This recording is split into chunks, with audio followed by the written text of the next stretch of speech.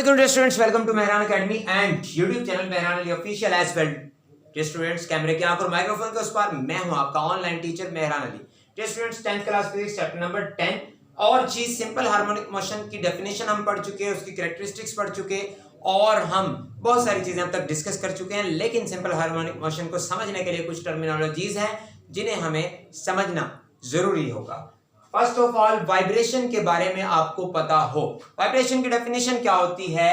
One complete round trip of a vibrating body, one complete round trip of a vibrating body about it's main position is called one vibration.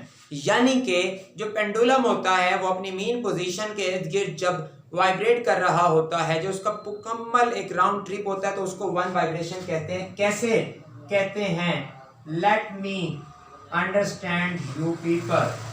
तो जी मिसाल के तौर पर ये pendulum है, ये इधर से इस तरफ जाता है, ए एम्पलीट्यूड कवर करता है, इधर से फिर इधर आता है, फिर ए, फिर इधर ए, फिर इधर, फिर ए का मतलब इधर, उधर का मतलब ये कि मीन टू एक्सट्रीम एम्पलीट्यूड जो कवर किया वो suppose A means 2 centimetre, 3 centimetre, 4 centimetre up to so on. फिर extreme to mean to other extreme extreme to then mean finally A. यानी कि अब इसका एक राउंड ट्रिप जो है वो कंप्लीट हो गया है।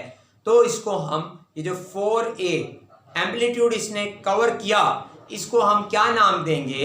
वन वाइब्रेशन का नाम देंगे। दोबारा चलते हैं डेफिनेशन की जानिब। One complete round trip of a vibrating body about its main position is called one vibration। उसके बाद आपसे पेपर में क्वेश्चन किया जा सकता है कि what do you know about time period? Discuss time period, write a short note on time period।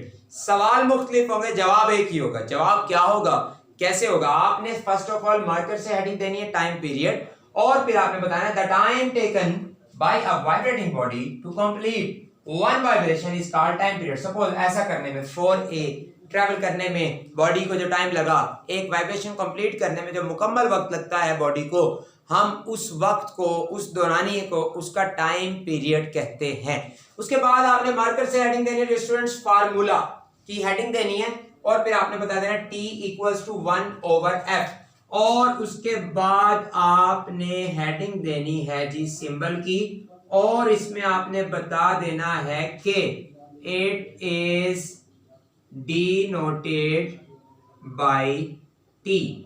Capital T से हम टाइम पीरियड को डिनोट करते हैं, रिप्रेजेंट करते हैं।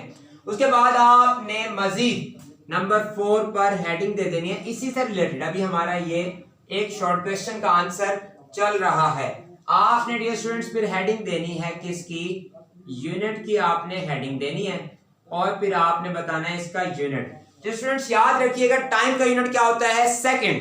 तो टाइम पीरियड का यूनिट भी क्या होगा? सेकंड ही होगा। तो हम क्या लिखेंगे? Its unit is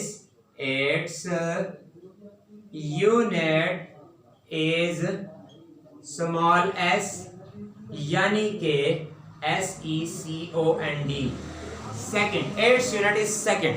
Thank you so much for watching. Do not forget to subscribe this channel और अपने दोस्तों के साथ इस वीडियो को लाजमन शेयर करें।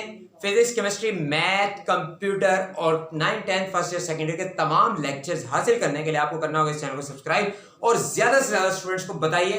कैमरे की आंख और माइक्रोफोन के उस पार मैं हूं आपका ऑनलाइन टीचर मेहरान अली।